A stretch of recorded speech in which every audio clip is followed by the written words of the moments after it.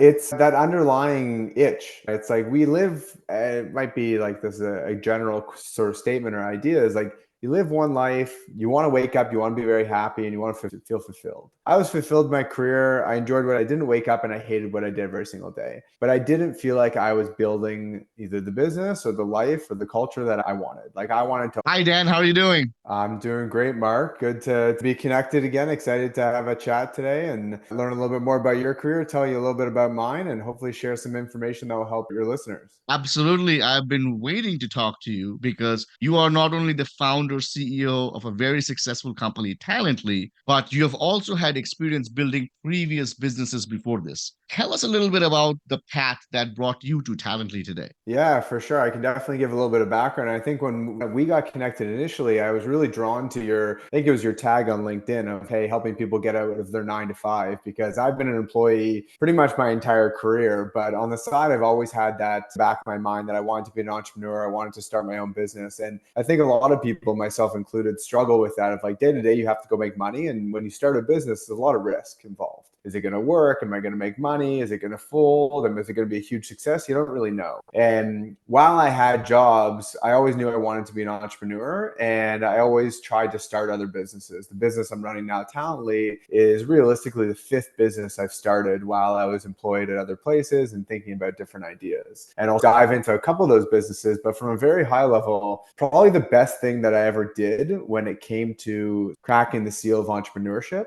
is changing my mindset on business. I believe business was this big abstract concept, and you need to have a big payroll, and you had to have an accounting department, and you have to have this, and you have to have that. And I think I changed my mindset, trained my business brain to say, hey, a business in its most simplest form is provide a service or a good for more than it costs for you to create it or produce it. And I changed my mindset of try to keep business as simple as that. And that allowed me to take the first jump into entrepreneurship and business. And the first business that I actually started was very unique. I had a friend of mine who was working for an estate sale business. And at the same time, I was watching on YouTube, I think it was CNBC does these amazing coverages of businesses, and 1-800-GOT-JUNK, which is a huge junk removal business all over the world now, was doing a coverage. And it was such a simple concept. Mom and pop businesses, junk removal. He slapped a brand around it, created a sort of persona around it, and turned into this huge $100 million business. I said, why doesn't it exist for estate sales? People are selling their houses all the time. People want to get rid of their things. And there should be some sort of go-to brand in real estate or whatever it may be of like when it's time to move and I want to get rid of all my stuff, you call the 1-800-JUNK of estate sales. And it was an amazing entry into the concept of entrepreneurship because I had the idea and I slept on it for a few weeks. And I'm like, oh, how do I do this? Is it going to work or whatever? And I found the best thing that I did, which hopefully other people can do as well, is I stopped procrastinating, asking questions, and I started doing. I cold emailed probably 100, 150 real estate agents offering my quote unquote services for estate sales. And in the first 2 weeks of doing that, I landed my first customer. And if I kept on thinking about it and running profit and loss statements and thinking about analysis and putting together pitch decks, that would have never happened. I wouldn't have had my first client. And then I also would have realized how quickly I didn't want to be in that business. So I think the bias towards action instead of the bias towards analysis helped me understand business and get my feet wet in the industry, but also start my own first business, see what I liked, see what I didn't like. But it's also just realize that business isn't that scary. You can start a business with one simple concept. You don't even have to incorporate. You just have to start cold emailing, trying to get your first customer and focus on that and see where it goes from there.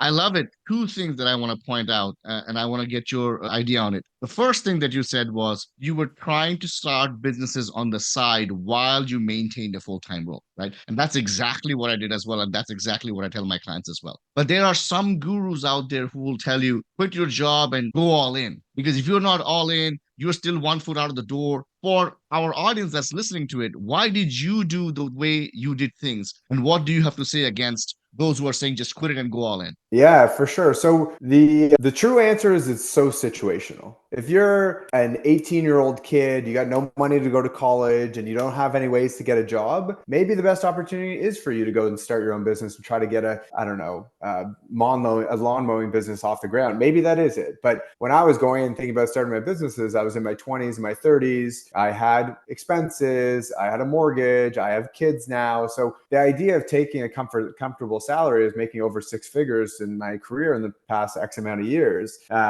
saying bye to that salary when I have mortgage bills to pay and I have kids to pay for and myself and my lifestyle is not feasible. But the decision of going all in, 2 feet in, or dipping your toe and trying it on the side, I don't think it's black and white. I think it's very situational, and you got to figure out what works for you. The nice thing about being employed and trying things on the side is you have an incredible insurance policy. You have a job, you have an income, you have that career in your back pocket. When you say, I'm going to go all in on this business, it's great because it puts your back against the wall and it makes you work and hustle harder because you don't have an alternative. But it's not always right for the right person at the right time in their life. So I think it's very situational. And I think the real answer is what's right for you and when is it right for you. So that's something to consider. And when I started my business now, Talently, I had a year's worth of runway in the bank account for my lifestyle. So my concept was like, hey, I'm going to bite the bullet. I'm going to start my own business. I give myself a year to literally make $0. If I made $0 in the first year, I wouldn't say I was okay with it, but I had the bankroll to do it. Luckily, I made money in my first month, but took a very calculated risk at a time that it made sense for me. One of the things that I absolutely love about you right off the bat since I met you is that you give really good practical advice. And that's exactly what it is here. If the example you get, if you're an 18-year-old kid who has got nothing to lose, it doesn't hurt to go all in. But if you're a dad, if you're a family man, if you have a job already and you have people who depend on you, you have a house, you have a mortgage, that decision becomes much more difficult. So there is no one size fits all solution. It depends 100%. person to person. And following one train of thought, depending on what camp you live in, religiously is not good. Apply what works best for you. So I love it. Yeah. The second thing that you mentioned was I also love, which is that instead of going all the planning and the business plans and the websites and this and that, let's hit the phone, let's hit the email, let's try to get the first customer. Not a lot of people do that. There is Yeah. comfort in I am working on building a business, right? What is the psychological advantage or your mindset you think that is different than those who are working on building a business that you said, let me just email first. Let me prove this concept first. Why did you do Yeah. it that? Yeah, it's great. It's great that you pointed out. And I love that you're falling in love with me. I think we're a blossoming relationship here. It's Look great. at that. But I think there's two parts to that question or that answer or that mindset is like one of it is, and this is personal for me and it may resonate with other people. I graduated from university with a business degree. That business degree did not teach me how to get my first sale or how to start a business. That business degree taught me how to write a business plan or do accounting or learn about economics and stuff like that. And that's rooted in us very early on. No one teaches us the cores of actual action of business. They talk about the back end stuff and macro picture of how to operate in a business. And I think that underlying concept is like, hey, you have to build your business plan. You have to go get investors. You have to do this. You have to do that. Business, there are no hard set rules. You make your own rules in business. And I think that's not something that's taught or something that people have exposure to. People are exposed to structure because structure is teachable. No structure is not teachable in nature. So I think that's like the underlying issue and why a lot of people don't lean into action. With that being said, I had over a decade of experience in business and I had over a decade of experience in sales. So I've trained myself and I've learned and I've developed these skills over time. When I had my first sales job, I was horrible calling people. I didn't know how to find people's information. I didn't know how to prospect. I didn't know how to put together a sales pitch. I have this background through my career where if you don't have a bias for action and if you don't go and get customers, you get fired. So when I started my own business, I knew from my background and my experience that I had that sort of bias to action and going to get customers because that's what I've built my career from like entry level salesperson to VP. And luckily I've had that background to go and leverage it and go build the business that I have today. But I think two of it is like the rooted either education or exposure to what it means to build a business. And then also your personal exposure of have you sold before? Are you scared of rejection? Do you even know where to start? And I think a lot of the times I speak to or connect with other founders that don't have sales backgrounds is a lot of them are just crippled by the question is, where do I even start? Who do I reach out to? How do I reach out to them? What do I talk to them about? How do I close them? Where's the contract? Like all the little things that come naturally to people who have sales backgrounds. I think myself and others with that inclination, like yourself, as an amazing salesperson and people person, we take that for granted. But that's an amazing skill that is sometimes more naturally taken on by people, but can definitely be developed and earned over time, just like the muscles that you've built for all your championship bodybuilding shows. No one's built with six-pack abs and amazing delts. Like you build those over time. It's the same thing with your brain and your skill set. You can do that over time as well. Yeah, I love it. And that's the primary difference. Most people who don't have the sales experience, the way they approach a business as if I'm going to build a business and people will come. Whereas Yeah. people who have a sales experience, they know I need to go and find the customer. 9 out of 10 times, you have to go and find a customer. You don't just build things and people come. And I think that's sometimes a very big difference between a successful company and a not a successful company. Let's talk about a little bit about going back to some of the ventures that didn't work out, right? When we're looking back at it, you and me both, right? When we're looking back at our past, we romanticize it. When we're talking stories about it, it didn't work out, but I worked on and I moved past it. But Yeah. we were in that moment. Life was not easy. And a lot of people don't have what it takes to be able to go after a failure, get up, go again, maybe fail again, get up, go again. What was that process like? What just kept you going? Because you were a VP in a company, you're making six figures, you have mastered the role. Why keep on going? Yeah, it's that underlying itch. It's like we live, it might be like this a general sort of statement or idea is like you live one life, you want to wake up, you want to be very happy, and you want to feel fulfilled. I was fulfilled in my career. I enjoyed what I didn't wake up and I hated what I did every single day. But I didn't feel like I was building either the business or the life or the culture that I wanted. Like I wanted to own my time. I wanted to build my own business. I wanted to take pride in that. And I always had that sort of underlying concept. Today was the first day of school for my son. I went to drop off and I went to pick up. And I didn't feel guilty at all taking 2 hours, 3 hours out of my day to spend time with my son because I own my own business. I can do whatever I want. And that's really why I wanted to start my own business, is to buy my time back and freedom and really be passionate about what I'm doing and take a lot of pride and ownership over it. When you're an employee, at least for me, I took a lot of pride and ownership over it, but it didn't scratch that satisfaction of building something your own and calling it yourself, like stamp of approval that I did this. And we all live one life. And I think I would not be able to sleep well at night if I didn't take that risk and bet on myself. And it didn't work the four other times I bet on myself, but this is the fifth time I bet on myself, and now it's worked and it's paid huge dividends compared to what I did before. For me, it's that underlying itch and exposure to entrepreneurship and starting my own business. But grew up in this business program. All my friends went to go work for big banks or become accountants. So I wasn't surrounded by this. So I actually went and like I would seek this information out. I would listen to entrepreneurial podcasts. I would read entrepreneurial books. I would try to find other entrepreneurs who've done in the past and learn from them. So I think if you expose yourself to these things, you'll either naturally take interest to it and gravitate towards it, or you won't, and you'll decide what's right for you. Because a successful career is right for a lot of people. Entrepreneurship is right for a lot of people. So you have to decide where that fits with you and your lifestyle and your personal goals. Are there any core values you knew that kind of drove you more towards entrepreneurship? And you talked about the desire to be free, desire to own your time, but are there any intrinsic core values that made you feel like I'm really meant for this thing and not that? Yeah, it's now you sound like my psychiatrist. Like I haven't thought that deep about it, but in terms of core values, I think it goes back to control and that sometimes people think control as like a negative thing or like a controlling aspect. But the way that I think about it is like controlling my life, controlling my time, controlling my effort, controlling my stress, controlling my lifestyle. If I wanted to go do something, like I want to be able to control that environment that I'm in and also control the environment that I'm creating for my employees or my clients and stuff like that. But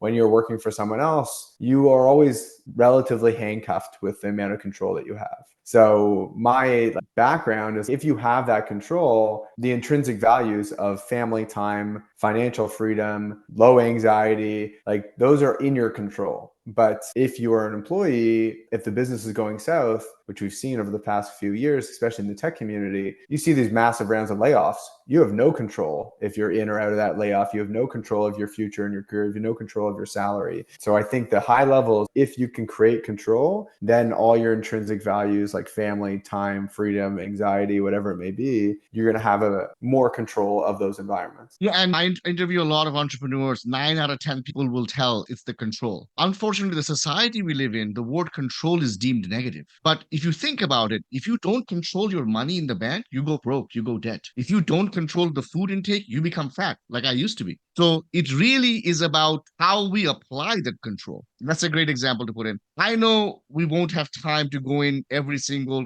business that you started and that didn't work out and the lessons learned, because I know there's a lifelong of learning in them, right? But for those who are listening to it, if you could just pick out one or two big lessons that you Yeah. learned from your previous ventures to be like, hey, if you're going to do this, be wary of this, because this was my experience, what would it Yeah. be? Yeah, I'll rapid fire them. So I'll go through each of the four businesses, but I think we'll go into Talently and why this was the business that I've settled on and put all my eggs in. So first business I started was estate sales and running estate sales and trying to create franchises and build that up. Really, my learning from that was geographically limited businesses are limited. For an estate sale, I was working with businesses and real estate and housing and real estate agents in my area. If I wanted to go do an estate sale in Miami and I'm in New York, you're relatively geographic limited depending on your availability and your drivers and your delivery people and your relationships and all that kind of stuff. So I realized that in business, if you're geographic limited, you cap your potential revenue, you cap your potential customers. The second business that I ran was a paid newsletter. I had a sales background and I found so many people didn't have access to leads. So it was a custom monthly lead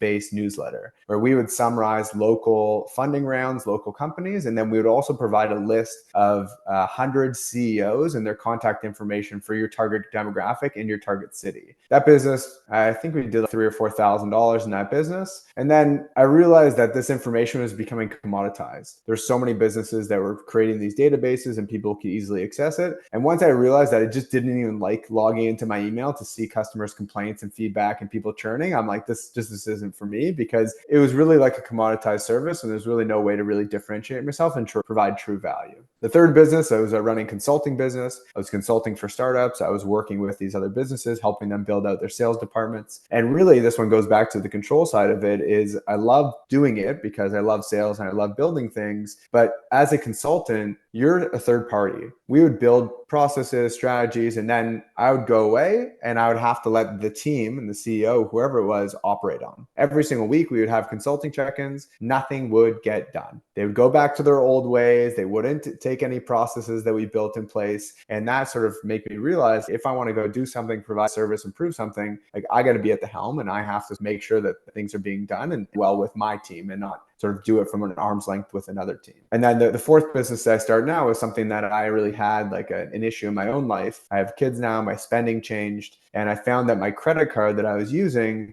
had a very poor points and cashback system for my habits. My spending has changed drastically differently compared to when I was single or in a relationship. So I went to go online and try to find the best credit card for myself, and I found it was impossible. You have to read a million different articles, you have to read the fine print and all that kind of stuff. So I started, the company's called cardguru.ai. The website's still up and running. My co-founders are still doing it. But the credit card algorithm. So you input your spending habits and it would automatically tell you which credit card is best for you depending on your personalized spending habits to help you maximize your points, your cash back, whatever it may be. So that was like one, my learning was solve your own problem. This was a problem I had. Go and try to solve that problem so other people might have that problem. Truthfully, I learned from that business that it was a heavily regulated industry, credit card, finance, financial industry and stuff like that. And there was just too many potential hurdles of things that were out of our control. And I really didn't like that aspect. But the reason I wanted to speed run those four things is like from all those different businesses, from the quote unquote business plan, they looked and they seemed great. When it came to operating and executing them, sure, they can all be businesses and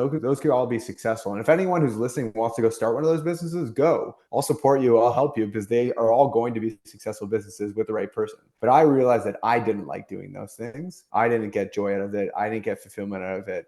And I realized through that process, a list and a checklist of things that I didn't want in a business. And this is something that people I don't think talk about enough, is it is more important to know what you don't want in your business than what you do want in your business. Because if you go and say, I want to be an entrepreneur, I'm going to start my business, that is the broadest statement or thought ever. Are you going to carry product? Are you going to have a physical location? Is it going to be e-commerce? Is it going to be service-based? Is it going to be software-based? It can literally be anything. So if you go through that checklist and say, I don't want this, I don't want that, I don't want this, it's going to narrow the scope of potential businesses that you can launch. And that's what helped me launched the business that I'm in today, Talently, is by crossing off the things that I didn't want in a business. And then it narrowed a scope to find a business that would make sense for you and create that fulfillment. Great summarization and what lessons there. One thing I also noticed, which is very different about you, and that's probably one of the reasons you are one of the success stories, because let's face it, 96% of business owners fail with the first year. You don't, this is a speculation of mine, so correct me if I'm wrong. You don't seem to have an emotional, like unhealthy emotional attachment with the business you start. There's a lot of business owners linger on way too long with the dying business. You Yeah. start it, it's not working, move. Am I correct? I think you're very accurate in your analysis or view, and whether it's right or wrong. And I think sometimes it is good to follow your passion, and that's what's going to make you that's going to make you happy in what you do. And maybe that's why some people stick it out for too long, whether someone's running a restaurant that they're passionate about and the cuisine that they're working with, but the finances aren't working out and they just wait till they go broke. The reason I'm not attached to the business idea is I'm not playing for the business idea. I'm playing for the business outcome. And I'm thinking this in reverse of, hey, this is what I want to get out of it, whether it's a newsletter or whether it's a software business or an agency or a service business or an e-commerce business. I'm industry and business agnostic, but I'm results oriented. And knowing the things that I didn't like let me narrow it in on the companies, that type of companies and industries that I want to be in. And then knowing the results that I'm trying to chase, that helped me narrow the scope even more. And in particular, like the one that I was most privy to is a lot of the companies I worked for in the past were VC backed. In the software industry, we had outside investors give you money, you have to grow the company, you go get more money, you continue to grow until you go public or you go through an exit or whatever it may be. I realized I didn't want to play in that game. I didn't want to take outside investors. I want to own 100% of this business. I want to grow it profitably. And I don't want to wait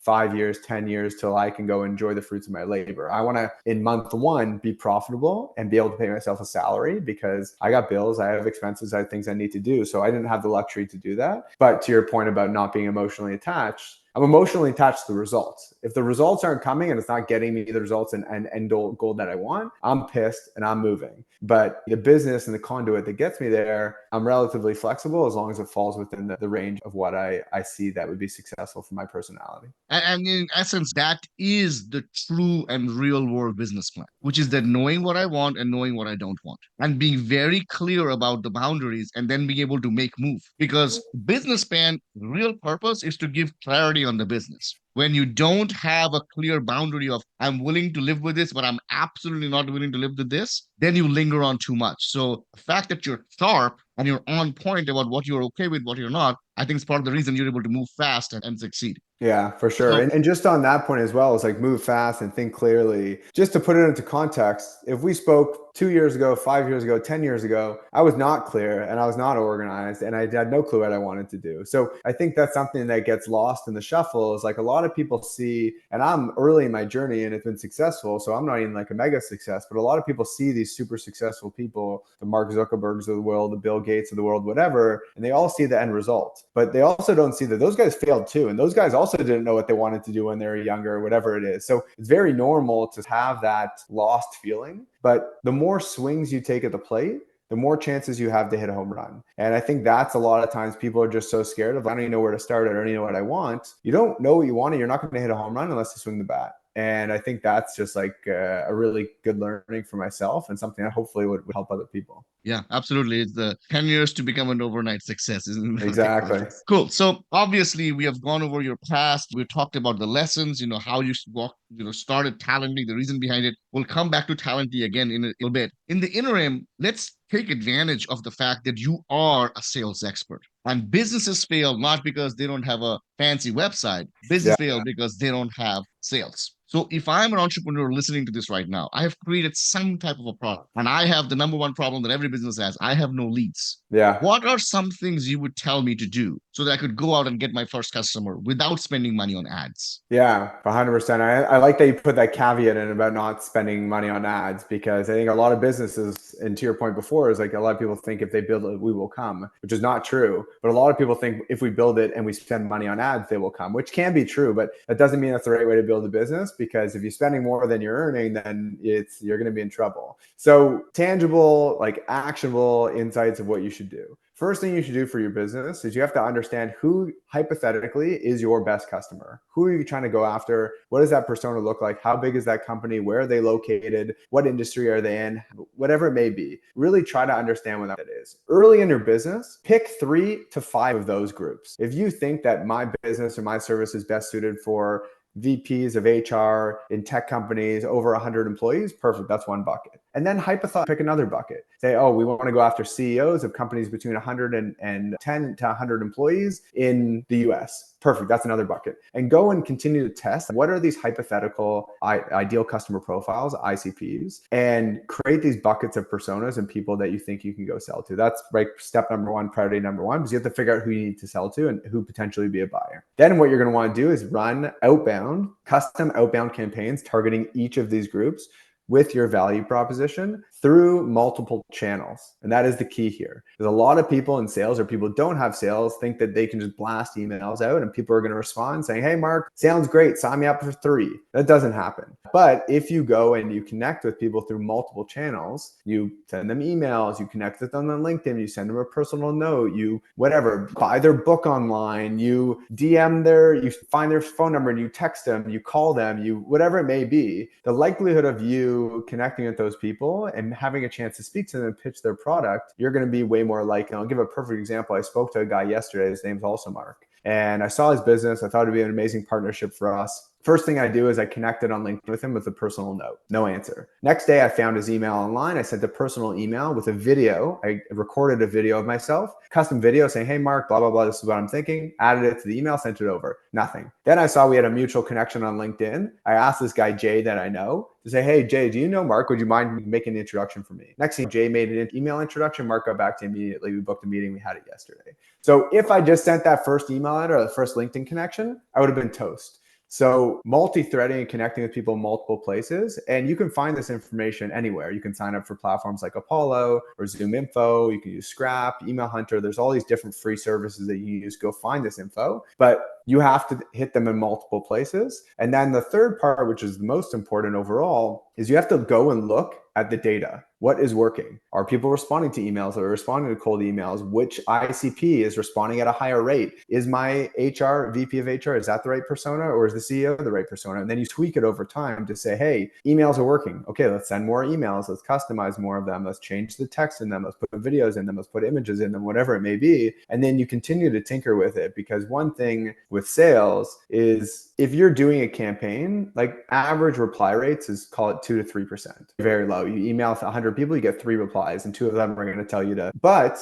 if you realize something's working and you're currently getting a 2% reply rate and you tweak something and now you get a 3% reply rate, you didn't increase your success rate by 1%. You increased your success rate by 50%. And if you keep on doing that and getting better and better, you're going to see your business absolutely explode. But it takes a lot of time and a lot of creativity. Like we have campaigns right now that have 15, 16, 20% reply rates, but we've done 26 or 30 different iterations of campaigns to get there. So just to summarize, it's like, 1, figure out who your potential ICPs are and be open to trying different personas, because you don't know who the right one is. And if you think you do, you're probably wrong. Then hit them in multiple channels, whether it's Instagram DMs, LinkedIn DMs, Twitter DMs, emails, phone calls, send them a piece of mail. I don't know, send them a gift card if they're going to talk to you, whatever it may be. Hit them in multiple channels, multiple times. And then the third thing is like iterate and A/B test things until you get the best reply rate, the best conversion rates as possible, and you'll be off to the races. Well, let me play devil's advocate for a second, right? I'm somebody listening to this. I'm starting my business. I'm like, but Dan, that's like stalking people. I don't want to do that. What would you say if you were consulting, if you're back in your coaching consulting days? Do you want your business to be successful? And Right. that's the thing, is I think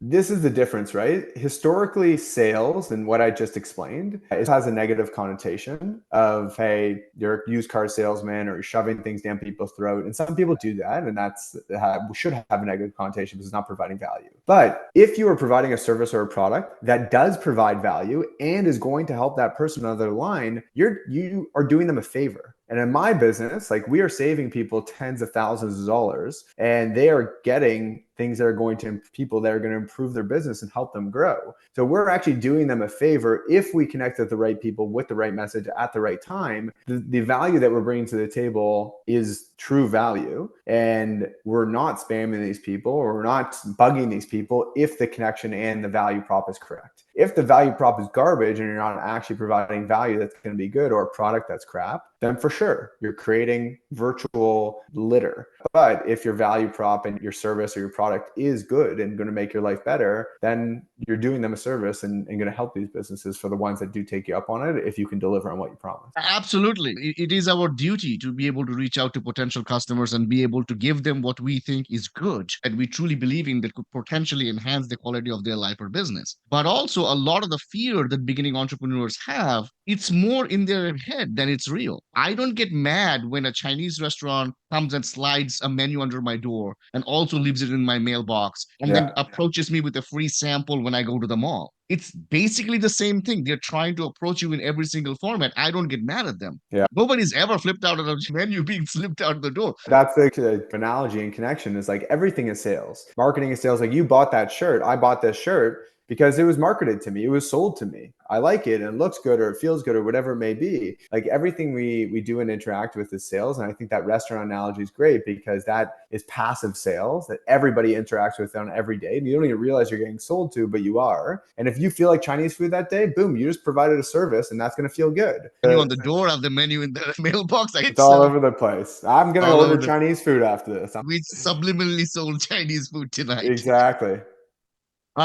To Talently, right? So you have had a couple of ventures, you have couple learning experiences. Now you open up this company called Talently. What is it? Yeah, so I'll give a short story and background and what we do. My background, as I mentioned, was in sales for over a decade, mostly VC-backed companies. But the most recent company I was with was a bootstrap business here in Toronto, Canada, where I'm located. And bootstrapping just means that you don't raise any outside capital and you have to grow very strategically and profitably. And in that business, I had first row seat to companies that are based in North America that were using employees and working with people outside of North America, offshore talent. We had people in Brazil, we had people in Spain, Romania, Ukraine, Pakistan. We had people all over the world that were supporting our business. And we did that strategically because costs in some countries are lower than in North America. And in Canada, the US, the salary cost for businesses is insane. And for 3 years I was there and I sat front row and saw the benefit of using offshore talent. But I also saw the potential concerns or issues or problems associated with that. Some of that legally, operationally, time consumption. But for me, I sat front row, and the two biggest issues I saw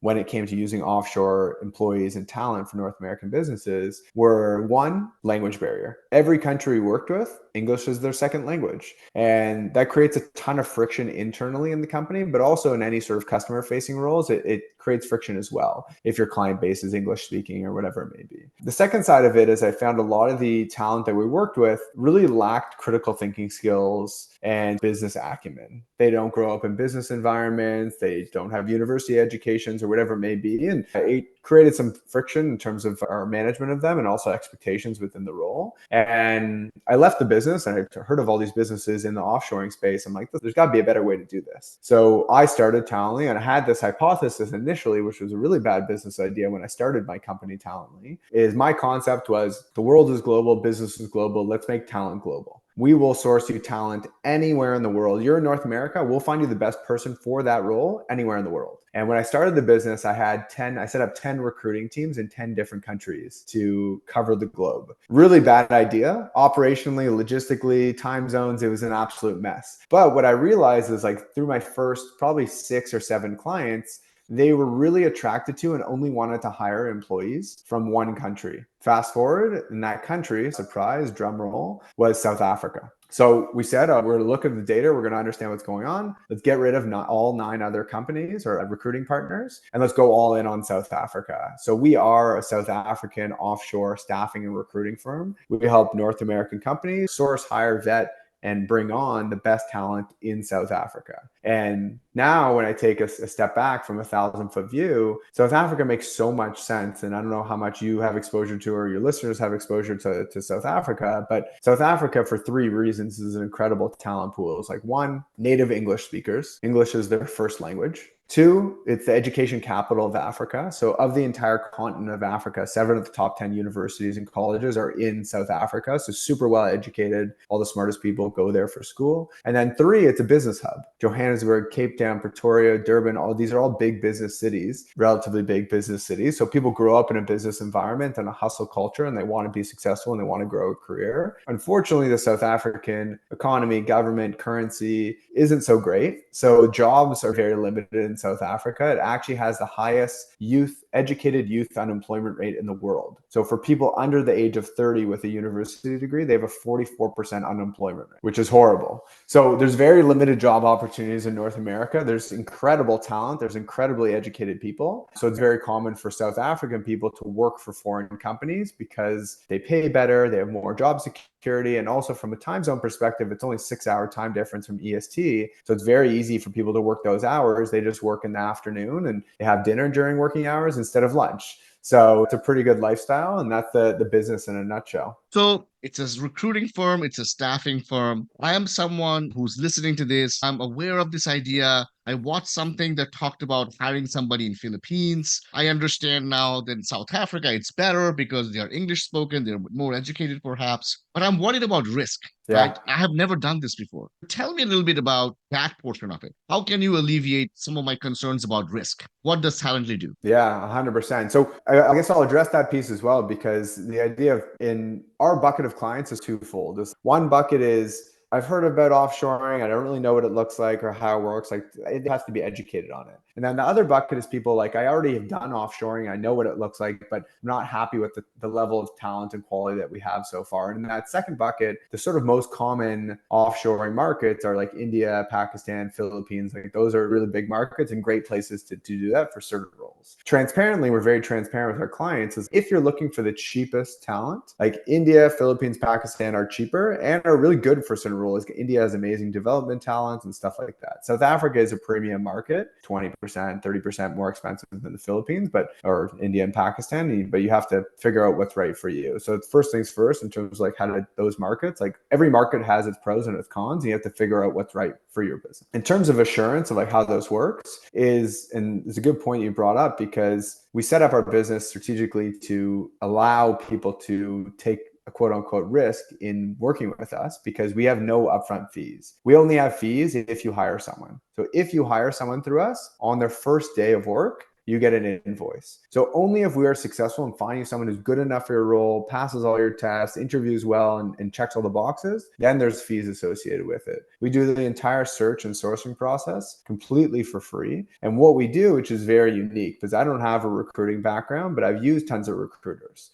I didn't really like any of their processes. So I built a process that I would want myself. So let's just pretend you're a client and looking for a virtual assistant, or you're looking for a bookkeeper, or whatever it may be. What we do is we do a custom 2-week search for every single one of our clients. So let's say hypothetically, you're looking for a quick bookkeeper. What we do is we have a headhunting team, and then we have connections to local job boards, university networks, referrals, partners, all that kind of stuff to go and source talent. And in that 2 weeks, on average right now, we source 2 qualified candidates per role.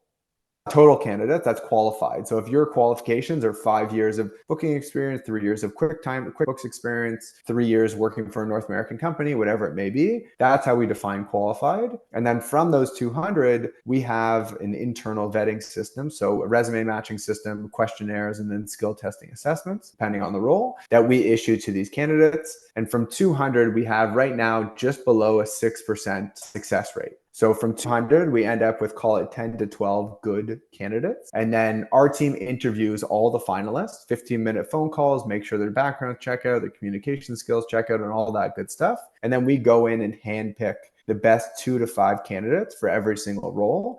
And we put them in, we call it a shortlist, just a Google sheet. And we summarize their personal information, their professional information, their resume. And then we get every candidate to record a 2-minute video introduction. In 2 weeks' time, we do all of that. You don't lift a finger. You go to bed and do your own thing. In 2 weeks' time, you get that in your inbox. You check all the candidates out. You say, hey, Dan, I like number 1, 4, and 5. We organize the interviews for 1, 4, and 5, and you decide who you want to hire and go from there. So to your point about sort of trust and vetting and all that kind of stuff, One, we don't take any fees up front, so you don't have to pay anything unless you hire someone. And two, we have a very rigorous vetting process to make sure we're only finding the best of the best for your role. And three, they interview with you directly. So you actually have to build a personal relationship. You have to speak with them. You have to connect with them to make sure that they're the right fit for you and your company. And going through all of that, we've seen an incredibly high success rate and retention rate, but it's really about people. We need the talent to speak for themselves. Which only makes sense because if the person is going to be working for the company, you want to be able to talk to them, right? 100%. Are there different formats in which, okay, I want to absorb the employee within my own company because I'm more experienced, or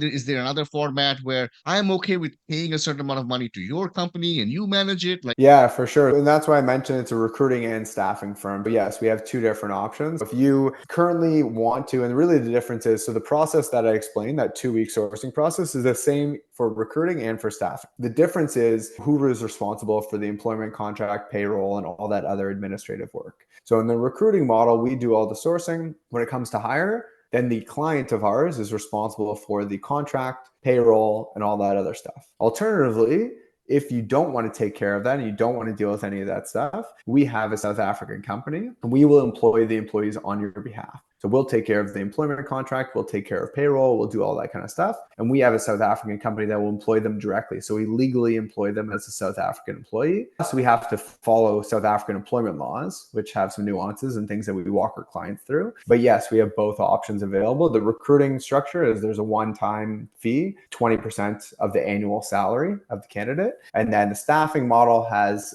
built-in fee. So you as a client pay us a set monthly fee. We take on average 30 to 40% of that fee as our service, overhead, payroll, HR, all that kind of stuff. And then 60 to 70% goes to the employee as a salary. no, this is an invaluable service, especially when you're an entrepreneur, when you're getting started. One of the hardest things is to be able to hire employees. When you're a beginning entrepreneur, you're a genius with 1,000 hands. You're doing everything yourself and you make a little bit of money. And at some point, you need to scale. And in order to Yeah. scale, you need to find employees. But like I said, talent is too expensive in the North American countries. Until you hit a certain benchmark, you've got to find somewhere else. Yeah. The fact that your company's out there reaching out, like with the requirements, interviewing people, sourcing them, getting on a phone call, doing video interviews, doing all of this work so that the owner of the company is just sitting there and getting candidate leads in, three or five of the best of them. And then you're giving them both options to be able to absorb the employee internally or just hire through you. It literally cannot get any better. And there is no reason why I'm surprised why it's doing so well. There you go. I appreciate it. No, it's going well. And as you said, and to the point before about the sales, if you're providing a valuable service, then it's a win-win. And that's where in our situation and why I really love this business is the value for the client is amazing. You get incredible talent, just as good or even better talent in South Africa than you would locally. And you're paying 50, 60, 70% less than what you would pay locally. Huge value to the client. The candidates are getting amazing value because they are now getting access to jobs they never had access before. They're making more money and we're helping that unemployment rate go down. And the third part is we have a revenue model built into it. So it's really like a win-win for everybody in terms of the service. That's why I get excited every day. That's why I want to work with it. Like I had an email, I'll pull it up right now. I literally had one of my candidates who's working for a client right now. He emailed me today. We were just finishing up something for his payroll. He said, it's a wonderful opportunity. Thank you so much for your company for making my life so much easier. You're doing God's work. Unbelievable. Like I get an email like that, I'm going to tear up. That makes me feel good. If you go online, we have, I don't know, 19 or 25-star reviews from candidates saying they're so thankful for helping them get a job. That feels good. And that's how business should feel. Like you shouldn't feel like you're pulling the wool over someone's eyes. You should feel like you're helping them move their business forward because that's when they're going to be loyal to you. And that's when business is going to really click and take off. Yeah. Without being too cliche, you are changing lives. You're changing lives of entrepreneurs and enabling them to grow their business at a nominal cost. And you're changing lives of people who are desperately looking for work, put the hard work in, gone through the school system, gotten degrees, but just because of the geographic location of where they're living, they just don't have opportunities. Yeah, So trying. So it's, I don't know, God's work's a little extreme what he said here, but I'm doing some sort of work and helping people. So it's a good feeling. I love it. I love it. It's such a pleasure talking to you, Dan. Is there anything else that you would like to add for the audience? No, I think the only other thing I would add is one, growing my career was an incredible time in my life. Now being an entrepreneur is the best thing I've ever done. If anyone who's listening wants to, connect, ask questions, chat, I'm more than happy to speak. speak, feel free to connect with me on LinkedIn. I'm not here to sell you anything, but I would be happy to support and speak to anyone who has any questions or wants to learn or really just shoot the shit. Daniel Seligman on LinkedIn, Talently, feel free to check us out. And other than that, I think it's really inspiring what you're doing and having these conversations, because the more we talk about these things, the more we learn from each other, the more eye-opening exposure this is going to have for other people. And if one other person decides to start a business, or one other person gets a promotion within their job using some of this information, like, that's value for other people. And I think that's really exciting. If it helps my business, great. And we get clients and people are interested, great. But that's the side piece that would be nice, cherry on top. But I think just having these conversations, exposing people to different businesses, different concepts, different ways of thinking will help move the ball forward. Absolutely, absolutely. Then I must say, in a world full of megaphones with people who have internet access, it's hard to come by people who are honest and straightforward and just tell you what you need to know.